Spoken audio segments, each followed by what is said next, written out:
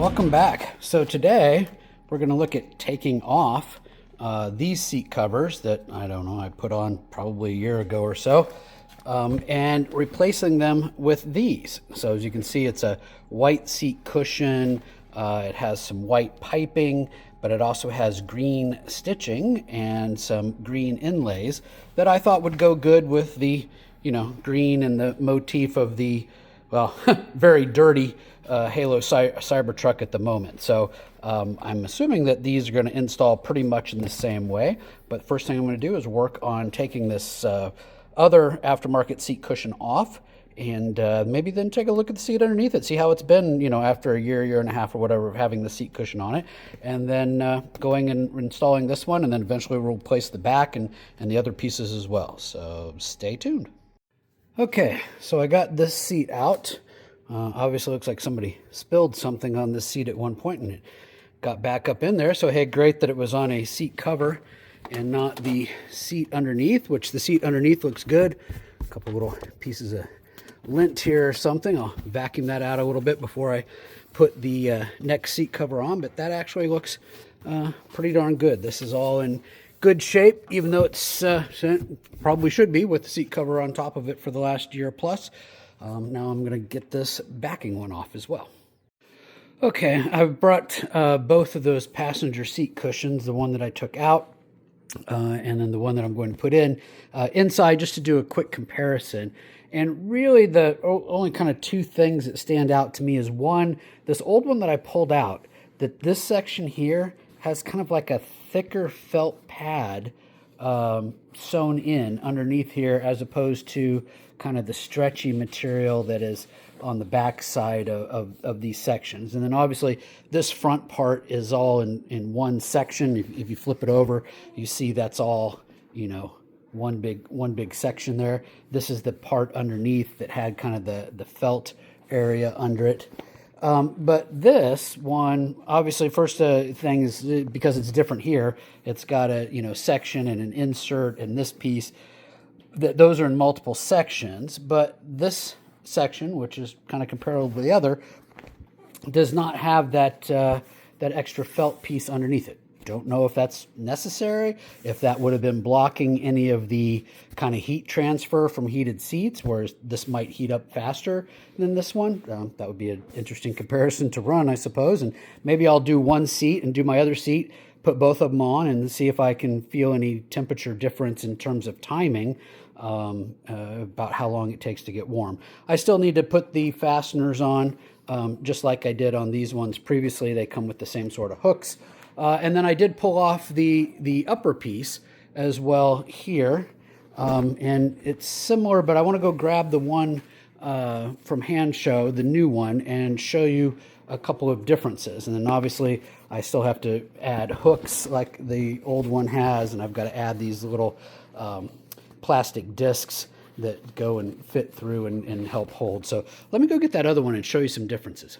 Okay, I have the little latches attached to the three straps on the passenger seat cushion. I have undone the strap from the buckles. So now it's just a matter of feeding these straps through between the seat and the headrest and pulling them around underneath. And then, of course, tucking in these pieces, getting this plastic piece tucked in underneath the plastic here. And then attaching, you've got two of these that need to go down through the sides. Same thing here. This one goes down through the side, around underneath the seat, and will, clip and latch onto something on the bottom of the seat. So I'm going to need both hands. I'm going to set the phone down and get to work on the seat, and then come back and start tightening things up. And then we'll move on to the seat back. Okay, the seat cushion on the passenger side is installed. One little tip, I think for those three straps, the one here, and one up there, that really the best way of getting those straps down there is to push down with a tool like this. Maybe catch that little metal piece in here and push all the way down to get it down below the seat to somewhere you can take that hook and then hook it onto part of the metal frame or something underneath the seat so that this has a nice snug fit. then of course tightened up those two straps with the pull straps. So now I am ready to install the new passenger seat one here for the seat back. So far so good. Okay, I always think the seat backs are a little bit easier to install because you have the zipper on the side that you can unzip.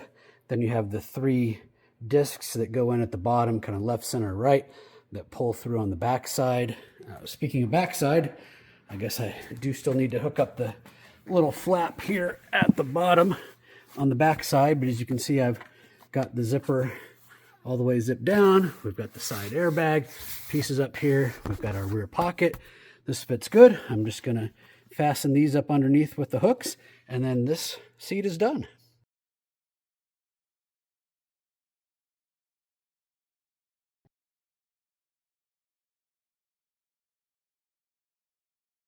All right, just a brief update here. After I've already finished the front seats here, next I moved on to the back seats, and the lower pieces, again, go on identically to the prior seat covers that I had, with having the ties underneath. Very simple to put the bottoms on.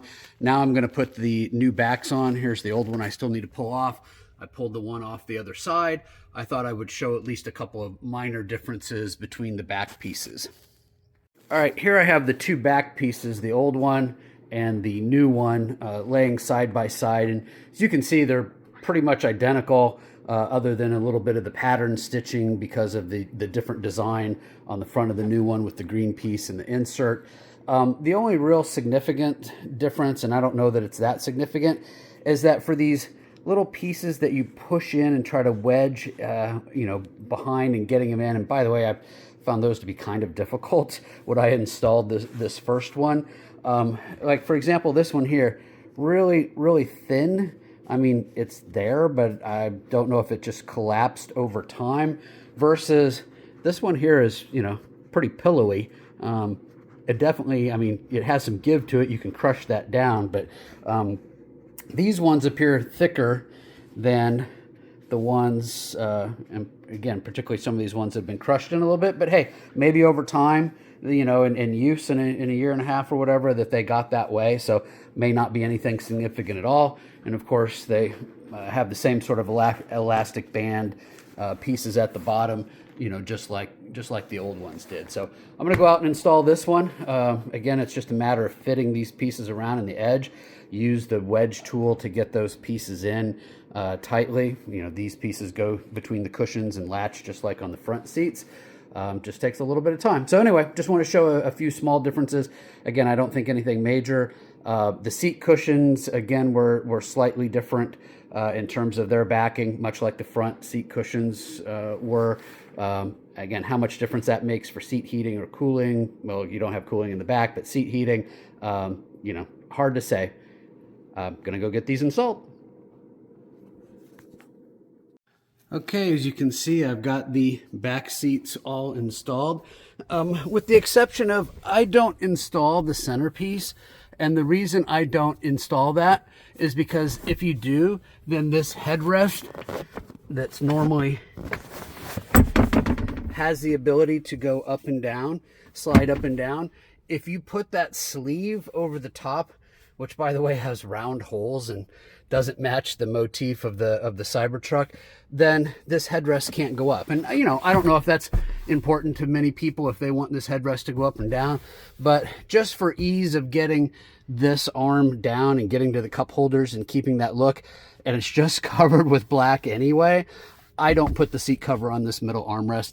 Of course, again, that's entirely up to you whether or not you feel like that's something that you do want to do, don't want to do based on your installation. The other item that I don't put in, and I'll have to open the front door to show you, apologies, truck is really dirty, but well, is in the center, they do have a piece that covers the center armrest. Now I've got the nice carbon fiber here, so if I covered it up, I wouldn't see it. So I don't use that particular piece. But anyway, I want to thank Hansshow for sending us these new seat covers with the green inserts to help match the motif of the Halo Cybertruck and the kind of green theme that we have going on here. Installation was pretty straightforward, very similar to other sets that I've installed in the past. So far they look good, and hopefully they're holding up and will hold up just as well as my other ones. This is Tesla Ken for the HaloCybertruck.com website. Stay tuned.